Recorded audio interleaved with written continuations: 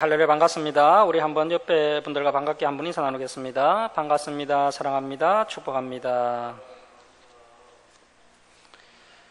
하나님의 창조라는 제목으로 하나님 말씀 함께 나누도록 하겠습니다.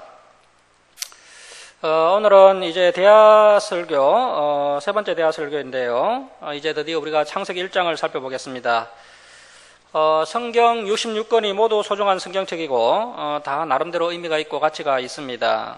하지만 이 창세기야말로 성경 66권 중에서 가장 소중하고 또 가치가 있는 성경책이다라고 말할 수가 있습니다. 그런데 또 어떤 분들은 로마서야말로 가장 소중한 성경책이다라고 또 이야기하는 분들이 있습니다. 왜냐하면 로마서에는 믿음으로 어렵다함을 받는다는 기독교의 가장 중요한 진리, 이신덕이 교리가 있기 때문입니다. 자, 그런데 이 로마서에서 믿음으로 어렵다함을 받는다고 하면서 그 참 믿음의 모델로 소개하는 인물이 이 창세기에 나오는 아브라함입니다. 로마서가 지향하는 최고의 믿음의 모델이 아브라함인데 그 아브라함의 이야기가 이 창세기에 나온다는 것입니다. 자, 그래서 우리가 이 로마서도 물론 중요한 성경책이 맞지만 창세기 역시 중요한 것이고 특히 이 창세기가 중요한 이유는 우주와 만물의 기원이 이 창세기에 나오기 때문입니다. 창세기에는 우주의 기원, 또 만물의 기원, 또 인간의 기원, 또 재의 기원, 문화의 기원, 언어의 기원 등 여러 기원들이 소개되어 있습니다. 또 우리 기독교는 십자가의 종교다라고 하면서 십자가에서 기독교가 출발한 것처럼 이야기하는 경우가 있는데요. 그건 역시 잘못된 이야기입니다. 우리 믿음의 출발은 우리가 매주일 사도신경으로 고백을 하는 것처럼 전능하사 천지를 만드신 하나님 아버지를 내가 믿사오며 여기에서 출발한다는 것입니다. 그래서 창세기부터 살펴보아야 제대로 된 기독교 역사를 우리가 알 수 있습니다. 또한 우리 기독교가 다른 종교와 비교해서 아주 탁월한 종교다라고 당당하게 말할 수 있는 것은 우리 기독교의 성경책이라는 아주 탁월한 경전이 있기 때문입니다. 그 중에서도 특별히 창세기를 가지고 있다는 것이 우리 기독교의 가장 탁월하고 우월한 점입니다. 불교가 나름대로 수준 높은 철학을 가지고 있지만 이 창세기가 없습니다. 그래서 우주 만물이 어떻게 존재하게 되었는지, 또 사람이 어디에서 왔으며 어디로 가는지, 또 사람이 어떻게 왜 타락하게 되었는지 여기에 대한 해답을 제시하지 못하는 것을 볼 수가 있습니다. 그만큼 우리 기독교의 우월성을 보증해주는 성경책이 이 창세기라고 할 수가 있습니다. 자, 이제 우리 창세기 1장 1절 말씀 함께 읽겠습니다. 자, 시작. 태초에 하나님이 천지를 창조하시니라. 이 말씀은 성경 66권의 말씀 중에서 아주 중요한 선포의 말씀입니다. 이 간단하고 명료한 말씀은 우주의 기원에 대해서 분명하고도 정확한 지식을 제공해 주고 있습니다. 온 우주와 지구와 또 지구에 있는 모든 생명체는 어느 특정한 시간에 하나님께서 창조하심으로 존재하게 되었다는 것입니다. 이 세상에 존재하게 된 모든 것은 우연히 존재하게 된 것은 아무것도 없으며 오직 하나님에 의해 창조되었으며 따라서 이 세상 모든 만물은 모두 하나님과 관계되어 있다는 것입니다. 다시 말하면 이 온 우주와 이 지구상의 모든 것은 하나님이 만드신 작품들이며 하나님이 만드셨기 때문에 하나님이 주인 되신다는 뜻입니다. 이 세상의 모든 소유권은 하나님께 있으며 따라서 처분권도 하나님께 있습니다. 이 창세기 1장 1절이 안 믿어지는 사람은 예수님이 우리의 죄를 위해 죽으시고 우리가 예수님을 믿음으로 우리의 모든 죄를 용서받게 되고 우리가 하나님의 자녀가 되어서 영원히 살게 된다는 이 복음의 말씀도 믿을 수가 없습니다. 하나님이 창조주 하나님이심을 믿게 되면 복음도 당연히 믿어지게 됩니다. 그래서 창조주 하나님이 믿어지지 않는 사람에게 아무리 다른 진리를 가르쳐도 안 믿어진다는 겁니다. 자, 그래서 우리의 믿음의 기초는 이 창세기 1장 1절에서 출발한다는 것입니다. 이것을 믿음의 기초로 삼는 성도는 그 믿음이 결코 흔들리지 않습니다. 자, 이렇게 창세기를 믿게 되면 든든한 신앙의 기초가 생기기 때문에 그로 인하여서 성도들이 바람과 하늘 앞에서도 흔들리지 않게 됩니다. 마귀가 그것을 알기 때문에 이 교회가 창세기를 살펴보지 못하도록 해방을 하는 것이고 진화론을 통하여서 창조주 하나님을 믿지 못하도록 하고 있는 것입니다. 참고로 잠깐 말씀을 드리면 오늘날 진화론은 양심이 있는 과학자들로부터 비판을 받고 있으며 또 외면당하고 있는 실정입니다. 어떤 가설이 과학적 사실로 인정받으려면 실험을 통하여 증명되어야 하고 그러한 실험을 몇 번을 거듭해도 같은 결과를 얻을 수 있어야 됩니다. 하지만 이 진화론은 150년 동안 단 한 번도 실험을 통하여서 증명이 된 적이 없습니다. 자, 이렇게 이 진화론은 어디까지나 가설에 불과한 것임에도 사람들은 이 진화론이 마치 실험을 통하여 증명된 과학적 사실인 양 쏟고 있습니다. 그래서 오늘날 수많은 사람들이 진화론에 속아서 무신론적 사상에 빠져 살아가고 있습니다. 창조주 하나님을 믿지 못하도록 마귀가 쳐놓은 진화론이라는 덫이 대성공을 거둔 겁니다. 자, 이러한 현실 가운데 우리 기독교인들이 이 창세기를 바로 배워서 창조주 하나님을 고백하고 창조론적 세계관을 회복하는 것은 믿음의 기초를 회복하는 것이므로 참으로 중요하다고 할 수 있겠습니다. 이 창세기의 저자는 우리가 모세라고 알고 있는데요. 사실 성경을 면밀히 살펴보면 모세가 모두 다 기록했다고 보기는 어렵습니다. 그 근거를 좀 말씀드리면 그 창세기 14장을 보시면 아브라함이 집에서 길리고 훈련된 종 318명을 거느리고 조카 롯을 구하기 위해서 단까지 추격하는 장면이 있습니다. 그런데 이 아브라함 당시에는 이 단이라는 지명이 없었습니다. 단 지파가 헤르몬산 기슭에 있는 그 단 지역을 차지하여서 이 지역의 지명을 단이라고 명명한 때는 사사시대 말기였습니다. 모세가 죽은 후에 300년이 더 지난 때의 일입니다. 자, 그리고 창세기 36장 31절에도 보면 이스라엘 자손을 다스리는 왕이 있기 전에라는 표현이 등장하는 것을 볼 수 있는데요. 자, 이런 말은 모세가 죽은 후 400년이 지나서 앙정시대 이후에나 할 수 있는 말입니다. 그래서 이제 창세기를 모세가 다 기록했다고 보기는 어렵고 모세가 기록하였던 창세기를 에스라가 다듬어서 최종적으로 완성한 것이 아닌가 이렇게 이제 학자들이 보고 있습니다. 그리고 우리가 이 창세기를 살펴보면서 명심해야 하는 것은 창세기는 구약 성경 중에서 가장 신학적인 책이라는 것을 명심해야 됩니다. 그래서 좁은 과학의 영역으로 훨씬 더 높고 깊은 이 신학의 영역을 이해하려고 하는 그러한 우를 범해서는 안 된다는 것입니다. 하나님의 이대하신 창조 능력을 그 좁은 과학으로 다 풀어보겠다고 하는 교만한 마음을 우리가 조심을 해야 됩니다. 자, 이제 우리가 이 창세기의 개요를 잠깐 살펴보겠는데요. 자, PPT를 한번 띄워보십시오. 먼저 창세기는 1장부터 11장까지가 창세기 일부입니다. 원역사라고 할 수가 있는데요. 창세기 1장부터 11장까지가 창세기 일부 원역사, 즉 인류의 역사 시작을 소개해주고 있는 부분입니다. 이 일부 원역사는 크게 네 가지 주제로 구성되어 있습니다. 창조, 타락, 홍수심판, 민족의 분산, 이 네 가지 이야기가 나옵니다. 그리고 이제 12장부터 50장까지는 창세기 2부인데요. 이스라엘의 족장사에 대해서 말씀하고 있습니다. 창세기 2부에 나오는 이스라엘의 족장사에는 4명의 족장이 등장합니다.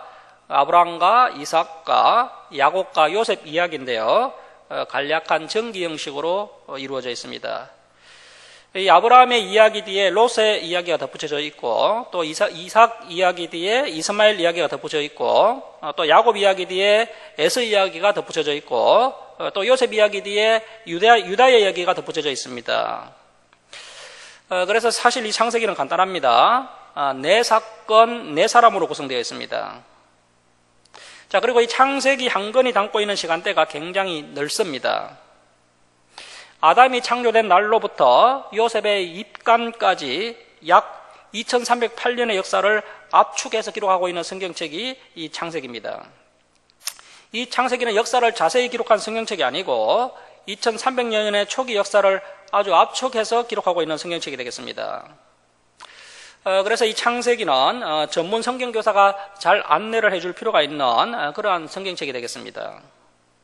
자, 이제 우리가 오늘은 네 가지 주제를 놓고 살펴보겠는데요. 첫 번째는 태초에 관한 부분입니다. 그리고 이제 두 번째는 첫째 날에 대해서, 그리고 세 번째는 둘째 날에 대해서, 그리고 네 번째는 셋째 날에 대해서 우리가 살펴보고 오늘 말씀을 마치려고 합니다. 자, 먼저 1장 1절에다가 좀 적어 놓으시기 바랍니다. 1장 1절에다가 뭐라고 적냐면은 태초에 우주, 지구, 우주의 빛을 창조하시다. 태초에 우주, 지구, 우주의 빛을 창조하시다. 태초에 우주, 지구, 우주의 빛을 창조하시다라고 적어 놓습니다. 자, 창세기 1장 1절 다시 보겠습니다. 자, 줄을 칩니다. 태초에, 아주 중요한 말씀입니다. 태초에 계속 줄을 칩니다. 하나님이 천지를 창조하시니라. 자, 여기서 이 태초라는 히브리어가 베레시터인데요, 베레시터. 이 베레시터는 첫째 날 이전의 어느 시점을 말합니다. 첫째 날 이전의 어느 시점. 우리가 알 수 없는 시간입니다. 우리가 알 수 없는 어느 시간, 첫째 날 이전의 어느 시점입니다. 자, 그리고 이 천자가 히브리어로 샤마임인데요, 샤마임. 이 샤마임은 큰 하늘이라는 뜻인데, 우주라고 볼 수 있습니다, 우주. 그래서 이 천 샤마임은 그 우주의 은하계와 또 별들로 우리가 해석할 수 있겠습니다. 보통 천문학자들은 우리 태양계가 존재하고 있는 우리 은하계에 2천억 개의 별이 있다고 주장합니다. 자, 그런데 우주에는 이러한 은하계가 셀 수 없이 많습니다. 셀 수 없이 많은 그 은하계 중에 하나가 우리 은하계이고, 우리 은하계에서 극히 작은 한 부분이 태양계이며, 태양계에서 작은 별 하나가 우리가 살고 있는 지구라는 별입니다. 우주 전체에 있어서 우리 지구는 작은 먼지와 같은 크기를 가지고 있습니다.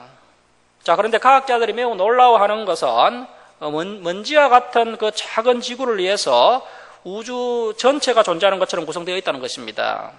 우주 전체가 지구를 위해 존재하는 것처럼 구성되어 있다는 것입니다. 자, 1절 계속 보시면 이 지자라는 히브리어가 에러처인데요. 이 에러처는 땅, 또 지구 이런 뜻입니다. 여기서는 이제 지구라고 보는 것이 맞습니다. 우리가 중고등학생 시절에 지구의 내부 구조에 대해서 배웠는데요. 자, 다음 그림 한번 보시면 이 지구는 지각이 얇은 껍질로 덮여 있고요. 또 바로 밑에 멘틀이 있습니다. 멘틀. 또 멘틀 아래에는 내핵과 내핵이 있습니다. 지각 표면으로부터 내핵 중심까지 약 6,400km입니다. 지각이 아주 얇게 덮여 있고요. 또 멘틀이 아주 두껍게 있는데, 이 멘틀은 상하 온도 차이에 의해서 이 멘틀이 대류 운동을 합니다. 이 대류 운동으로 그 위에 있는 지각이 움직이는 것입니다. 오늘날 전 세계적으로 지진이 많이 일어나고 있는데요. 최근에는 우리나라에도 지진이 많이 일어나고 있죠. 이 멘틀이 온도 차이에 의해서 움직이고, 그로 인해서 이 지각이 따라 움직이다 보니까 지각이 서로 부딪히게 되고, 그래서 이제 지진이 일어나는 것입니다. 자, 그리고 이 멘틀 밑에 애핵이 있습니다. 애핵. 이 애핵은요, 액체로 추정이 됩니다. 그리고 이제 내핵이 있는데 이 내핵은 또 고체로 추정이 됩니다. 이것도 신기하죠? 내핵이 훨씬 더 뜨거운데 고체라는 겁니다. 내핵의 온도가 6,100도라고 이야기합니다. 그리고 또 하늘로 보면 또 여러 겹으로 나누어져 있습니다. 대륙권, 오존층, 승층권, 중간권, 열권, 전리층, 액권 이렇게 되어 있는데, 가장 두꺼운 층이 열권인데요. 이 열권의 온도가 2,000도가 넘습니다. 자, 그래서 바닥에는 6,000도, 또 하늘에는 2,000도, 이렇게 우리의 지구가 굉장히 신비롭게 만들어져 있습니다. 자, 1장 2절 말씀 우리 함께 읽겠습니다. 자, 시작. 땅이 혼돈하고 공허하며 흑암이 깊음 위에 있고 하나님의 영은 수면 위에 운행하시니라.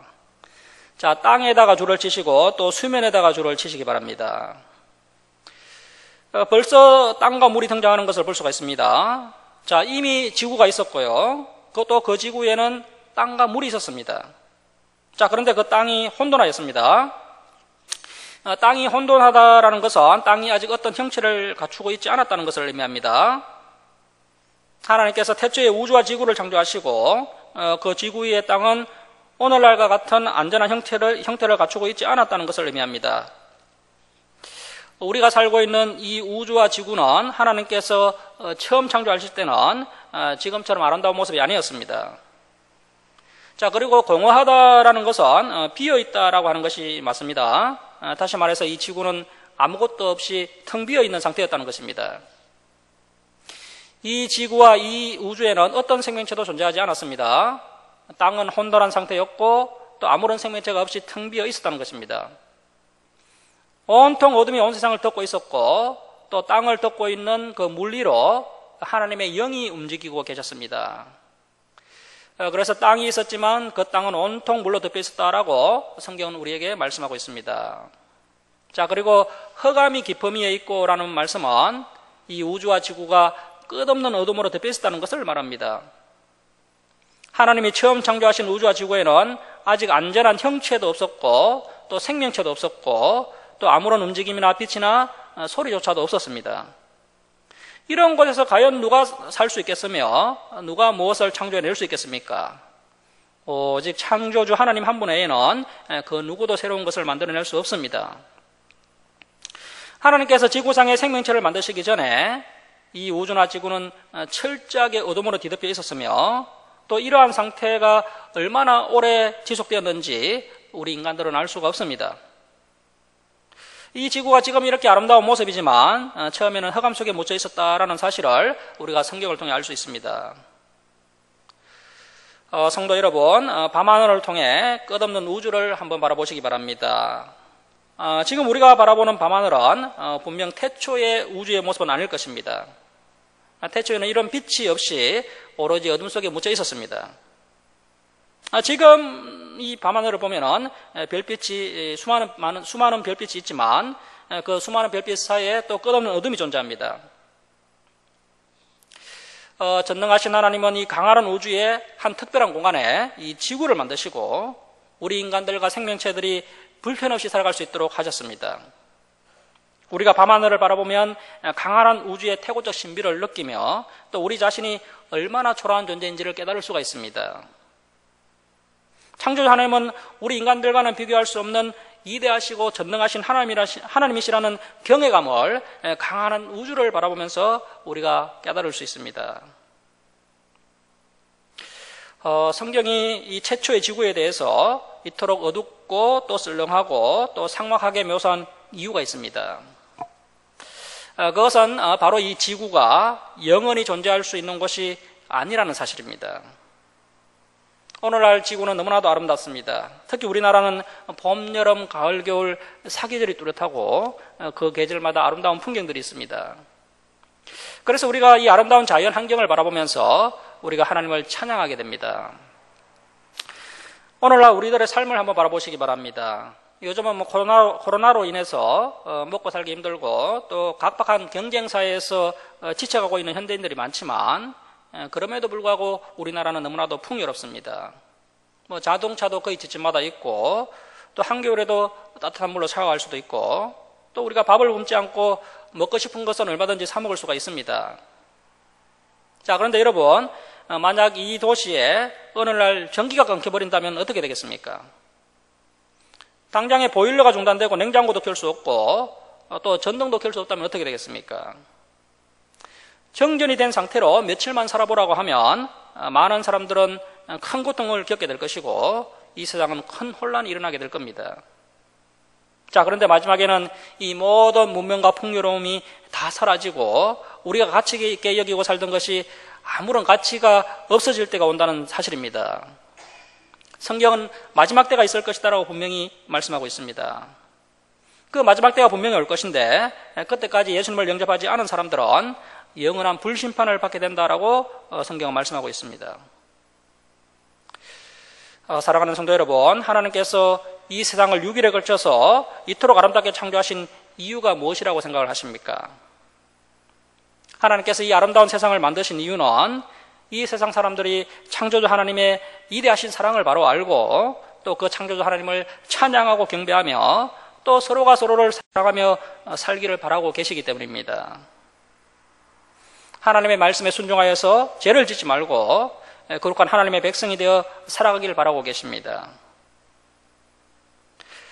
우리는 이 세상이 영구적으로 존재할 것으로 여기고 또 우리가 영원히 이 세상에서 살 것처럼 생각하면서 이 세상의 아름다움과 물질에만 욕심을 내고 살아가는 그러한 어리석은 사람이 되어서는 안 되겠습니다. 자, 그래서 이제 2절 말씀을 통해서 우리가 알 수 있는 것은 첫째 날 이전에 이미 지구가 있었고 그 지구에는 땅과 물이 존재하고 있었다는 사실입니다. 이러한 것들이 이미 다 만들어져 있었다는 것입니다. 그리고 이 땅과 물도 좀 굉장히 신비한데요. 여러분, 지구가 둥글죠. 지구가 둥근데도 물이 쏟아지지 않습니다. 그 중력 때문이죠. 그리고 또 사람이 서 있는 방향도 제각각입니다. 남극과 북극에 서 있는 사람들은 서로 반대 방향으로 서 있습니다. 그러니까 우리가 봤을 때 이 아래의 개념이 있는 것이지 조금 더 넓게 보면 이 아래의 개념이 전혀 의미가 없다는 것입니다.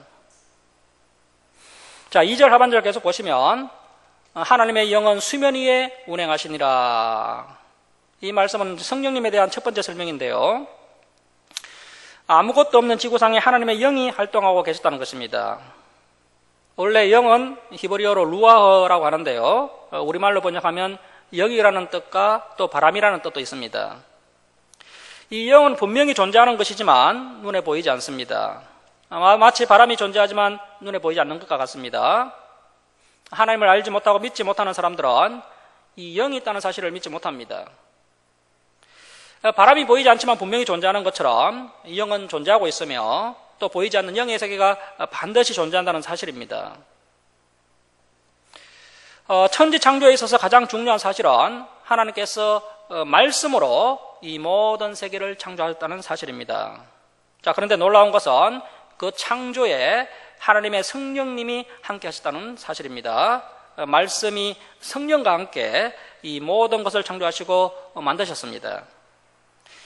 그래서 이 말씀과 성령의 사역은 함께 갑니다. 이것은 창조 때부터 나타난 사실입니다. 우리는 성령님에 대해서 많은 것을 알지 못합니다. 우리가 아는 것은 성령님도 삼위의 하나님이시라는 겁니다.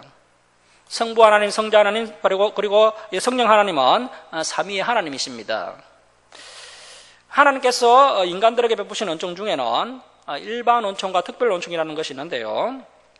여기서 일반 은총이라는 것은 하나님을 믿지 않는 사람들에게도 똑같이 베푸시는 하나님의 은혜를 말합니다. 이 아름다운 지구상에 살아가는 모든 사람들에게 하나님을 믿는 사람이나 믿지 않는 사람이나 하나님께서 이 세상 모든 사람들에게 똑같이 지혜와 능력을 주시고 이 아름다운 세상을 살아갈 수 있도록 복 주신 것을 말합니다.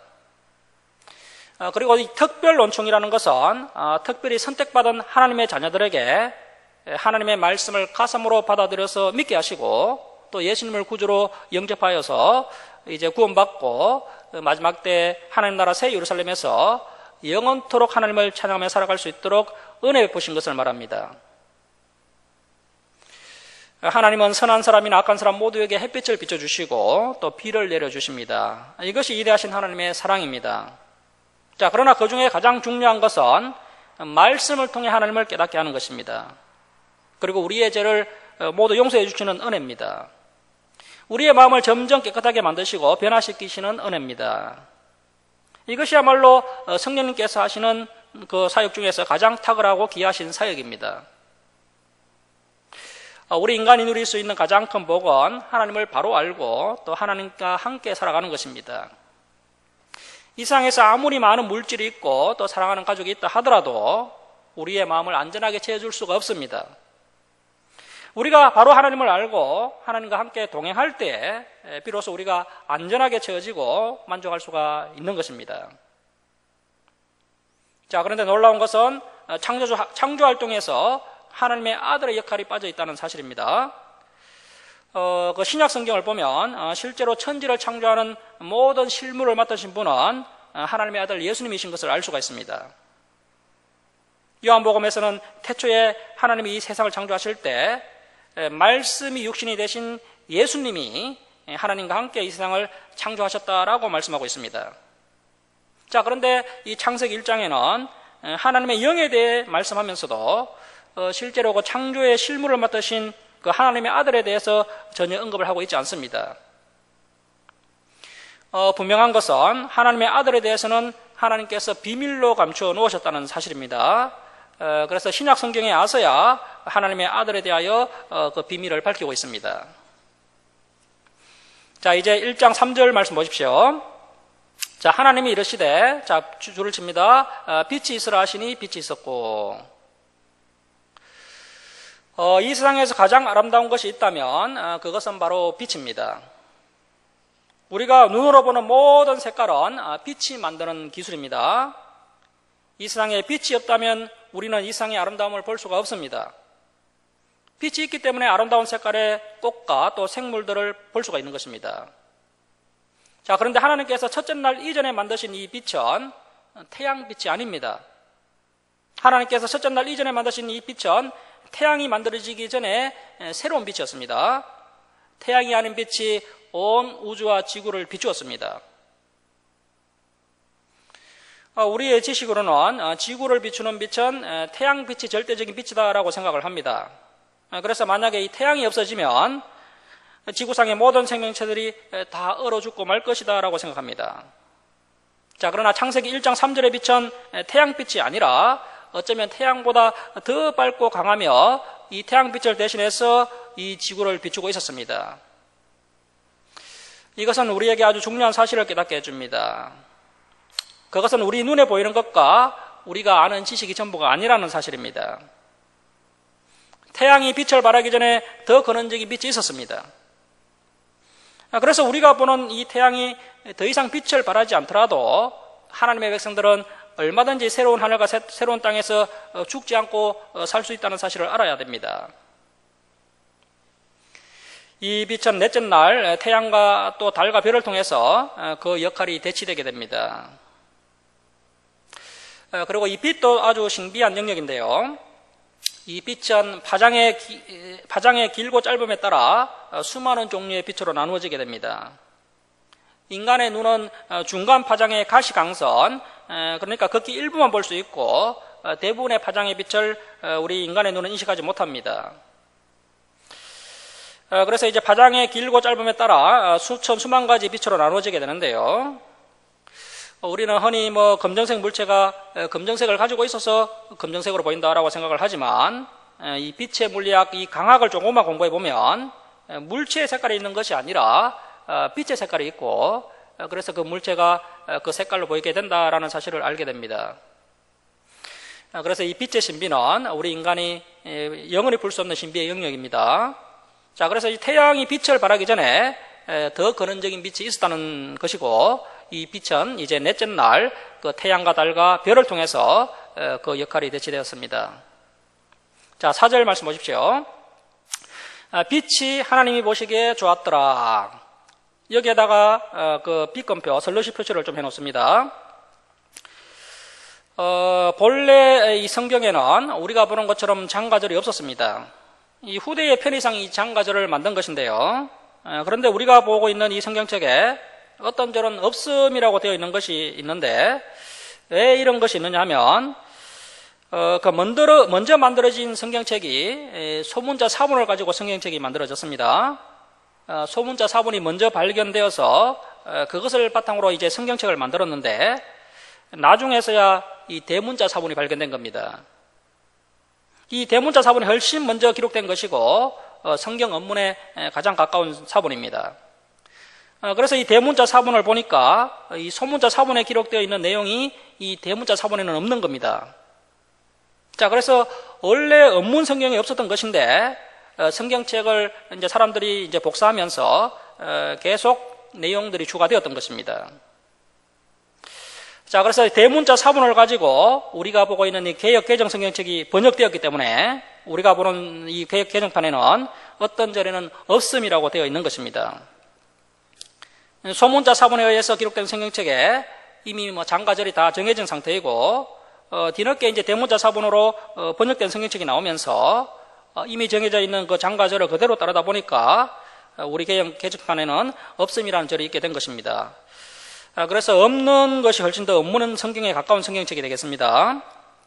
그만큼 우리가 가지고 있는 이 개역 개정판 성경책이 원문에 가까운 좋은 성경책입니다. 자, 이렇게 이제 우리가 보는 성경책이요, 본래는요, 이 장가절이 없었습니다. 그래서 이 때로는 이 장가절이 이 성경의 언뜻을 이해하는데 오히려 방해가 되는 경우도 종종 있습니다. 자, 이 4절도 마찬가지인데요. 빛이 하나님이 보시기에 좋았더라. 여기에 절을 나누면 이제 성경을 이해하는 데 도움이 됩니다.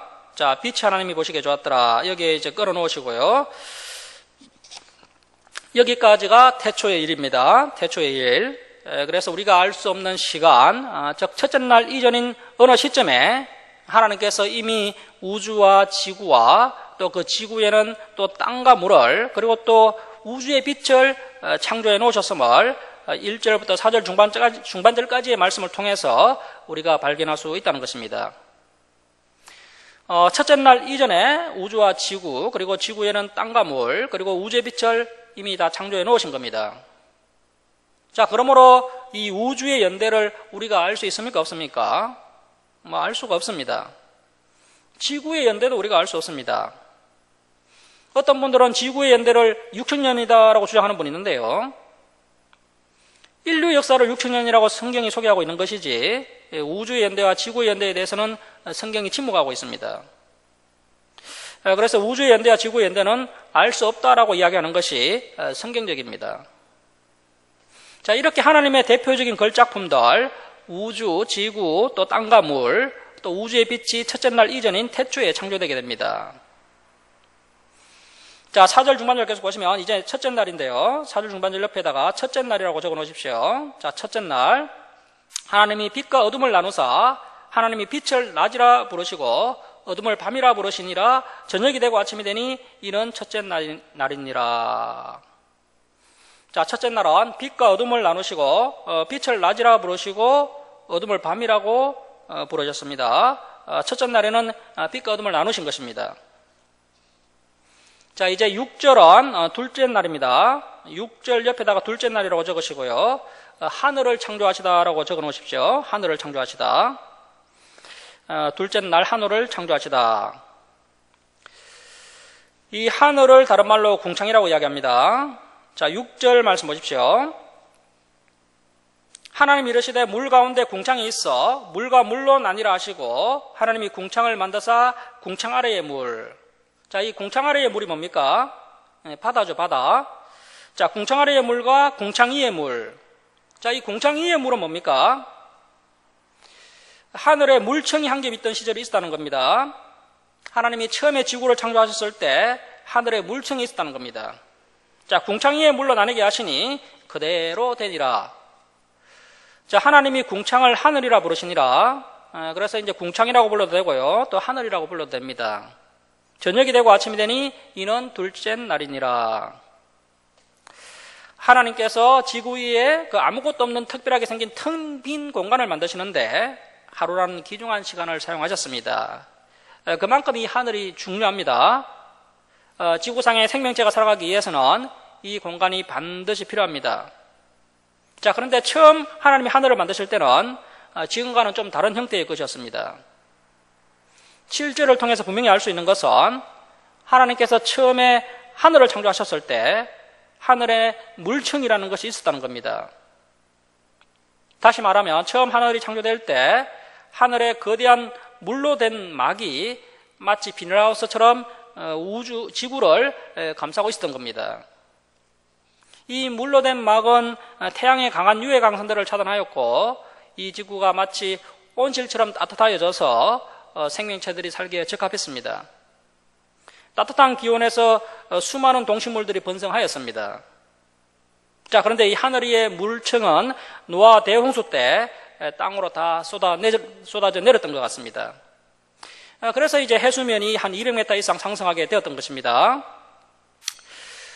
지금 그 노아 홍수 이전의 흔적을 살펴보려면요, 지구 해수면으로부터 한 200m 정도 그 밑으로 내려가면요, 대륙붕이라는 그 평평한 지대가 나옵니다.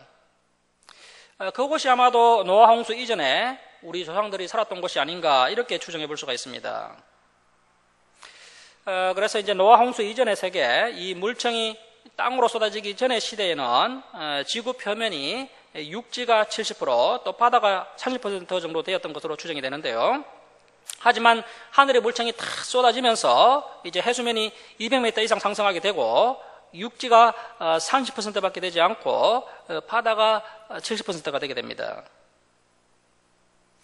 그런데 육지의 30% 중에서도 뭐 남극과 북극의 빙하지역, 그리고 또 사막지역과 산악지역 등을 빼고 나면 인간이 살 수 있는 지역은 겨우 10% 이하입니다.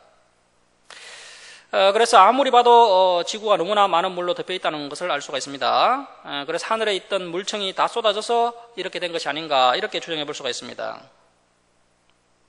하늘에 여러 겹 중에 물청이 있을 때는 이 물청으로 인해서 빛이 굴절되면서 이 지구 전체가 1년 내내 살기 좋은 온도와 습도, 또 기압과 환경이 조성될 수 있었던 것으로 보입니다. 그 정고로 이제 만년설과 또 빙하로 덮여 있는 극지방에 가면요, 극지방에서 아열대 화석들이 발견된다는 겁니다.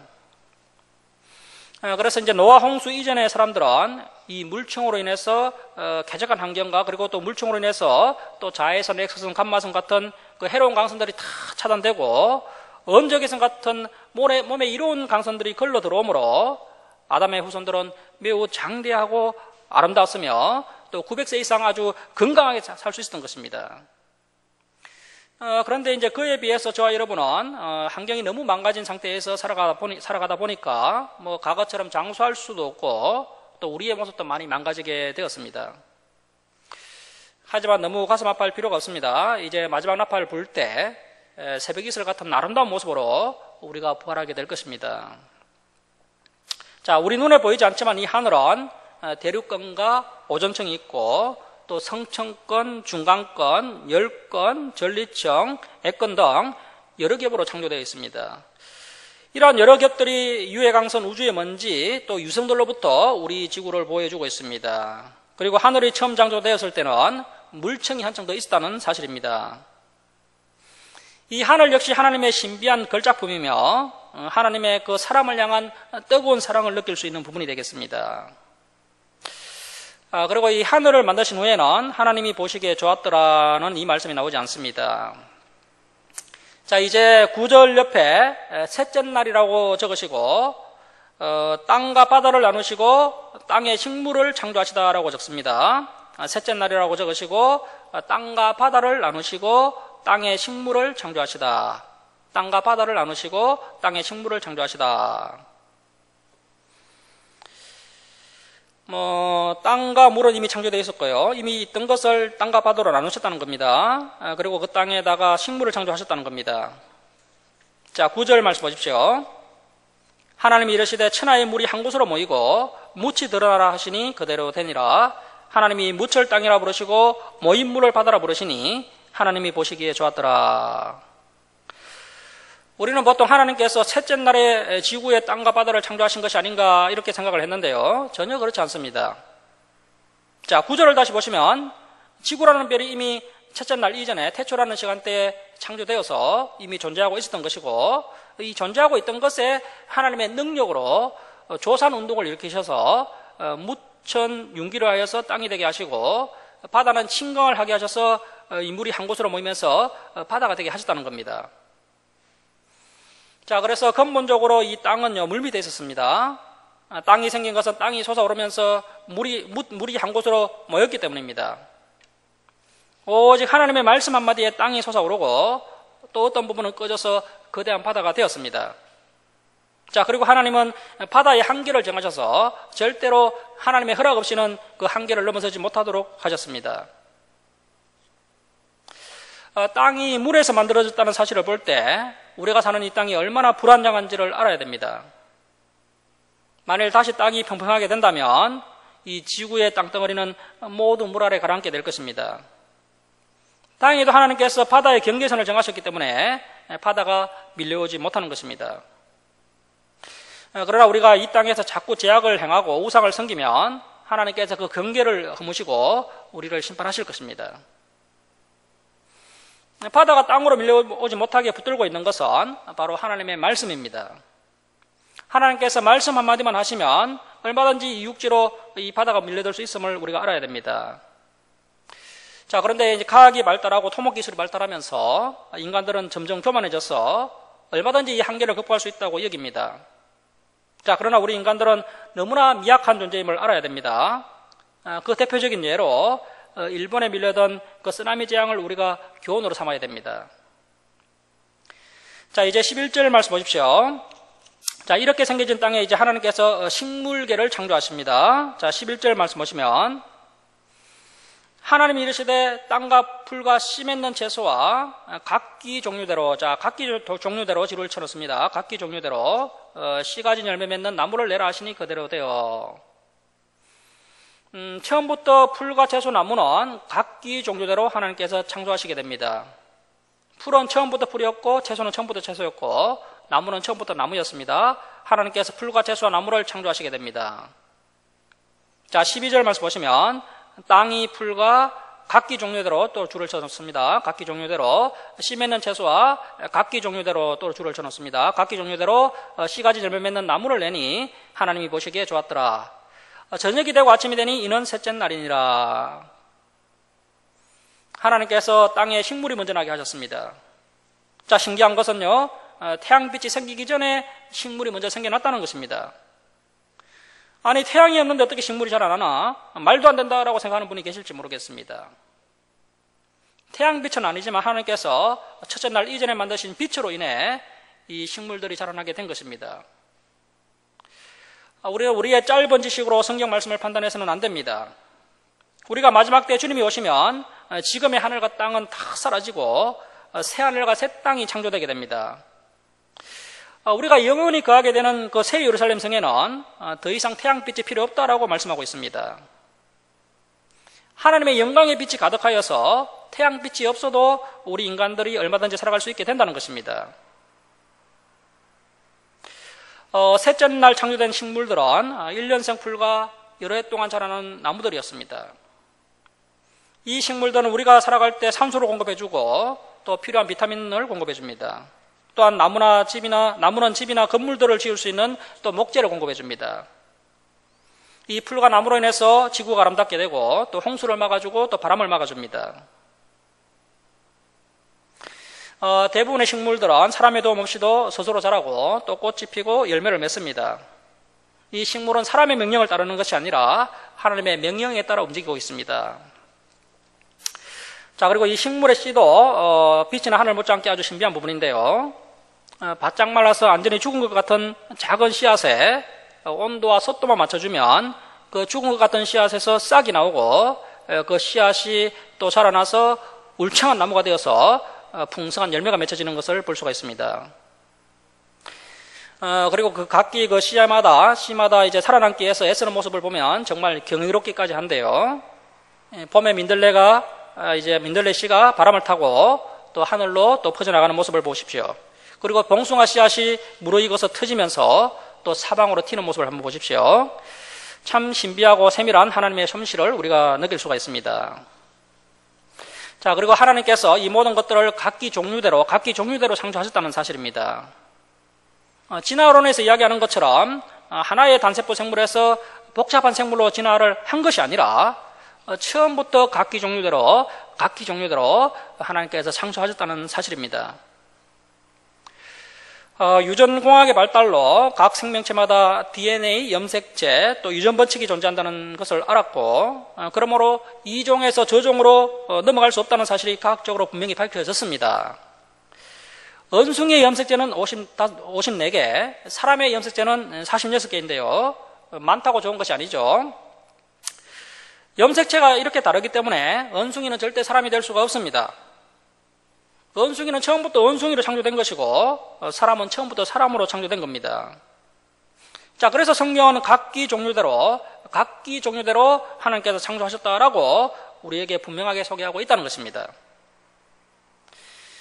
자, 여러분, 우리가 오늘 설교를 통해서 분명히 기억해야 할 것이 있습니다.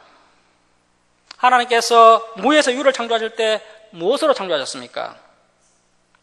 하나님의 말씀으로 창조하셨다는 사실입니다. 이 부분이 굉장히 중요한 부분입니다. 창세기 1장에서 하나님께서 천지 만물을 창조하실 때 하나님이 이르시되 이 말씀이요 무려 9번이나 나옵니다. 자, 창세기 1장 3절 한번 보십시오. 1장 3절 한번 보시면 하나님이 이르시되, 그리고 또 6절에도 보시면 하나님이 이르시되, 자, 그리고 이제 9절도 보시면 하나님이 이르시되, 자, 그 다음에 11절도 보시면 하나님이 이르시되, 그리고 14절 보시면 또 하나님이 이르시되, 자, 20절도 보시면 하나님이 이르시되, 24절에도 하나님이 이르시되, 26절에도 하나님이 이르시되, 그리고 29절에도 하나님이 이르시되, 이렇게 9번이나 등장하는 것을 볼 수가 있습니다. 신실하고 참되신 하나님의 말씀대로 다 이루어진 것입니다. 오늘 본문에서 하나님의 말씀은 무엇을 이루셨습니까? 태초에 우주와 지구 또 우주의 빛을 창조하셨습니다. 첫째 날에 빛과 어둠을 나누셨고, 둘째 날에는 하늘을 창조하셨습니다. 셋째 날에는 땅과 바다를 나누시고 또 땅의 식물을 창조하셨습니다.